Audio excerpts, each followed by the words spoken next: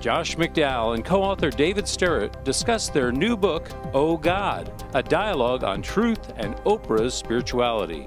I heard one journalist say that Oprah was the Billy Graham of our time. And, but I'm concerned that the message that she is teaching is not the same as that of Billy Graham.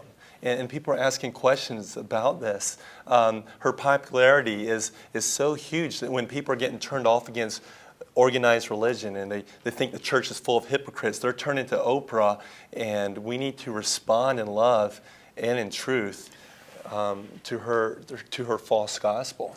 What we want to do is to get people thinking about what they're saying, what they're believing. And I mean Christians. I mean Christians. I think this book will expose a lot of believers' shallowness. And I trust out of that will come the motivation to want to know not just what they believe, but why they believe it. Because I would say the average Christian would not be able to answer the basic issues that Oprah brings up. Mm-hmm. What they could do is be dogmatic and quote scripture, and that's it, not explain it. Well, I pray with this book, there's going to be more informed Christians who are able to think through what they believe and how to make it relevant in their culture and society. And what we do in our book is we don't attack her as a person, but we do bring to light her teaching. Oprah said that Eckhart Tolle is a prophet of our time. And he says that salvation comes through this awakening that we discovered that we're all this part of this oneness of God, because sin is an illusion and we are God. And that's who she endorses. So then implication is that you have this aha moment, this awakening that you discover that you are God. But that's contrary to the scripture. Jesus said, I am the way, the truth, and the life.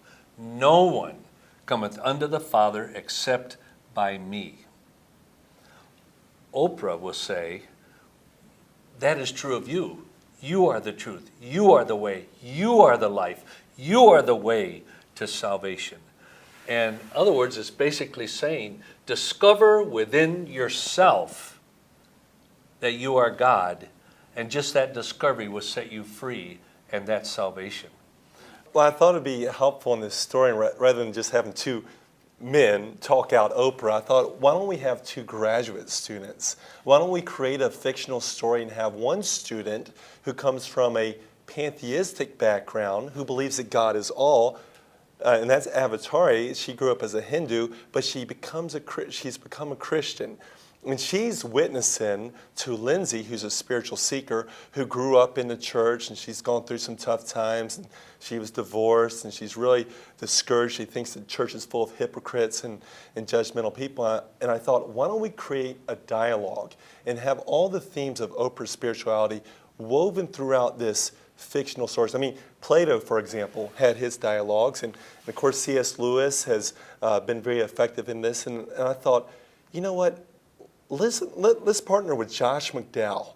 And I thought it'd be great if we created this story to respond. He first wanted to go to C.S. Lewis, but he wasn't available. So I said, well, come to me. Yeah. And so I'm grateful to have to be partner with Josh.